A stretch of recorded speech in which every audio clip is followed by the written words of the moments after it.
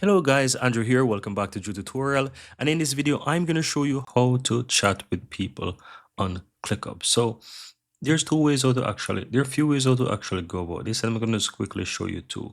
Now, on the left hand side here on the home tab or the home section, you will see that you have, for example, channels and new message showing on the direct message section. So here you will be able to see, for example, it says new message. You can click on that, or if you have channels, you can click on that and you will be able to see, right? So if I click a new message right here, it will show me the people who I have on ClickUp, and I can just simple select an account and I'll be able to now start writing this person, right? So I can say hello or whatever, right?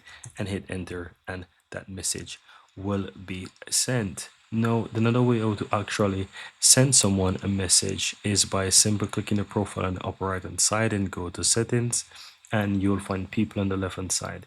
You will see those persons as well, and you can hover over their name and you'll find a chat icon. You can click on that, it's going to open up the chat as well.